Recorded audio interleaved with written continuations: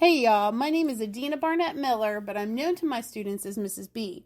I've been passionate about West Virginia history for as long as I can remember, but my mom would tell you it all started when I was 3 years old and she bought me a West Virginia counties puzzle at Gino's Pizza. I've taught history in Ripley, West Virginia for over 20 years now, and I'm an adjunct professor who teaches college West Virginia history to high school students.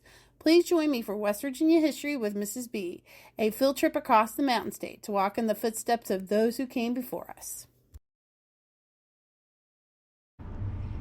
Hey y'all, it's West Virginia History with Mrs. B, and we are today in Morgantown, West Virginia in Monongalia County, and we are going to talk all about Waitman T. Willey, one of my personal heroes of the West Virginia Statehood movement, and about his life here in Morgantown, West Virginia, and what he accomplished on behalf of the future state of West Virginia, and in making the future state of West Virginia.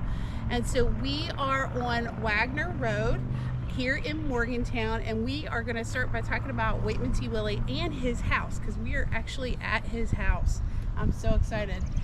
So this sign talks about Waitman T. Willey's house. This house was built in 1839, 1840, and it says it's an example of neoclassical architecture. It's going to be the home of Waitman T. Willey, and it is noted for being the very first house in Morgantown to have running water.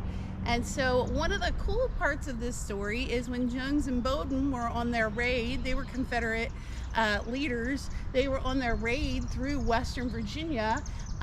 One of the things that they wanted to target was Waitman T. Willey's house. They wanted to burn it to the ground because he was such an ardent proponent for the West Virginia statehood movement, as well as he spoke out and fought against Virginia seceding from the Union and joining the Confederacy. And so Waitman T. Willey took off to Wheeling because they knew that they were coming for him. And another prominent Morgantown resident, a prominent banker, took off with him to Wheeling, and so his wife was here and she was able to stop them from burning the house down. So that's why the house is still here, is because his wife invited the Confederates in, fed them, and they didn't burn the house down. And so this house was listed on the National Register of Historic Places in 1982, and thankfully it's still here, you know, almost 200 years later, it's still here. So we are going to talk a little bit more about Waitman T. Willey and his life, because this sign is one of the great ones because it has two different things on each side.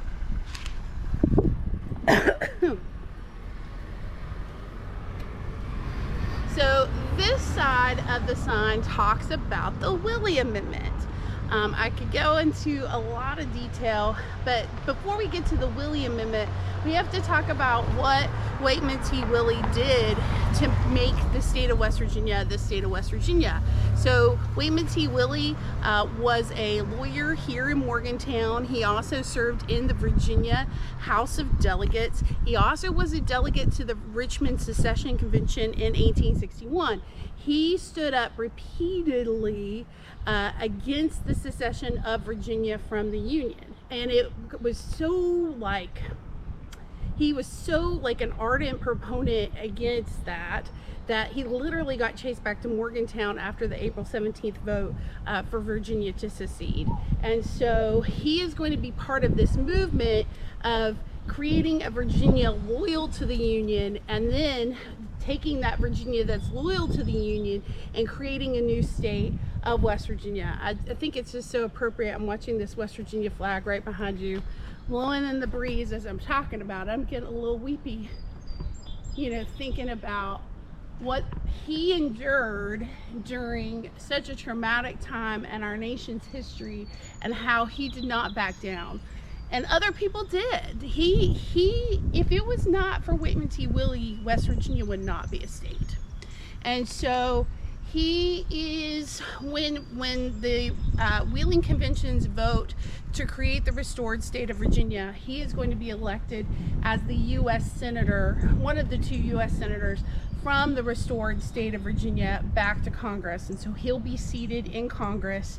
And so when the West Virginia Statehood Bill came to Congress in June of 1862, the other U.S. Senator for the restored state of Virginia, John Carlisle, who was from Clarksburg, basically stabbed West Virginia in the back, and he decided to no longer support the statehood movement and to do everything in his power to stop the statehood bill from going into becoming a law. And so it took Waitman T. Willey, being the amazing human being that he was, to come up with a compromise amendment to create the state of West Virginia. And that compromise amendment is the Willey Amendment, which he is going to author. And so if you know anything about politics, you have different factions even within political parties.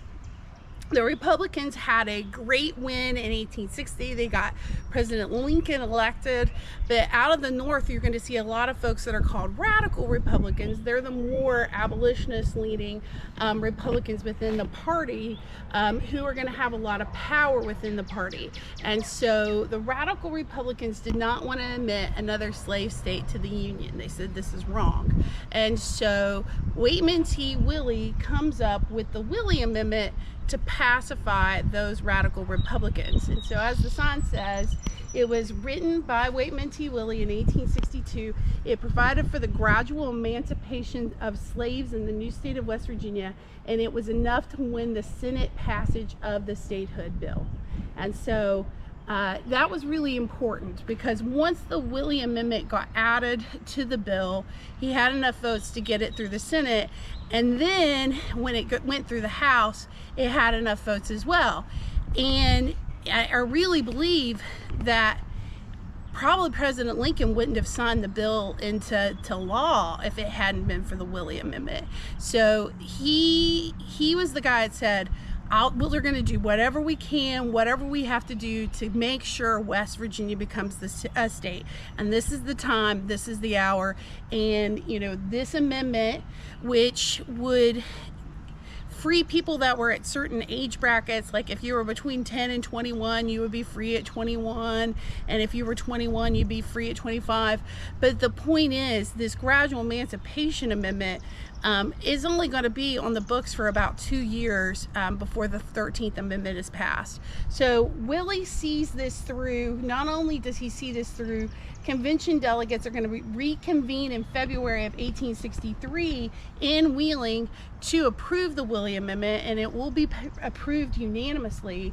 And then we have to go get final approval from President Lincoln on April 20th, 1863, which he does. And so West Virginia did not completely end slavery until February 3rd, 1865, when the legislature will abolish it. And one of the reasons why it wasn't completely abolished is because if you go and read the congressional debates, one of the things that Willey talks about is if you end slavery immediately in West Virginia, those big slave owners, all they're going to do is sell the people that they enslaved down the river. And so you really aren't freeing anyone. And so Willey felt that a gradual emancipation amendment was the only way to really address this. And so, like we said, it's going to be in place for about 1.5 years. And then on February 3rd, 1865, the legislature will abolish slavery in the state of West Virginia. So this is a statue of Waitman T. Willey here at the House, and so we wanted to show it to you. It says, Waitman T. Willey, United States Senator, appointed by the restored government of Virginia, July 13th, 1861 to March 3rd, 1863, and then appointed to be one of West Virginia's 2 senators from August 4th, 1863 to March 3rd, 1865, and then he's going to be reelected and serve until 1871. After 1871, he's going to be part of the convention that writes the second constitution, the current constitution that we live under. That's going to be written in Charleston, and he's going to spend the rest of his life here in Morgantown. He'll of course go and do political things, whether that's in Wheeling or Charleston or wherever he needs to go, but he's going to spend the rest of his life here in Morgantown. He was a lawyer by trade, so he's going to work as a lawyer. He's actually even going to get appointed, I think it's like a circuit judge, but he will die here in this house in the year 1900. And so this house is a testament to him. I mean, if you think about it, this house could have been burned down 160 years ago, but it's still here. It's a testament to Waitman T. Willey. It's a testament to the state of West Virginia and to the statehood movement and to what I consider to be our West Virginia patriots. And if I'm gonna, rank those West Virginia patriots in my book, Waitman T. Willey is right there at the very, very top. He did so much. He fought when he was alone in D.C. as a U.S. Senator when John Carlisle abandoned this movement. And so I just get a little choked up, but he fought when there was no one else to fight with him. He knew what was right, and he knew that the creation of the state of West Virginia is what needed to happen. Hey y'all, we are now in the Oak Grove Cemetery with the tombstones of Waitman T. Willey and his wife Elizabeth. And this cemetery is literally just down the street from his house. We are, just for points of reference, that's the Waterfront Hotel here in Morgantown, right on Don Knotts Boulevard. So you're just right off of the main drag here in Morgantown as you come down the mountain into town. And so this cemetery has a lot of the older burials here in Morgantown. And so you can look at these headstones. This one's for Elizabeth, and so she was born November 13th, 1812, and she's going to die in 1884. And here's Waitman's, and it says born October 18th, 1811, and he's going to pass away May 2nd, 1900 here in Morgantown. And so when he built his house in 1840, in his diary he said, we built our house and I plan on dying in it. And he did. He died just right down the street and was buried here.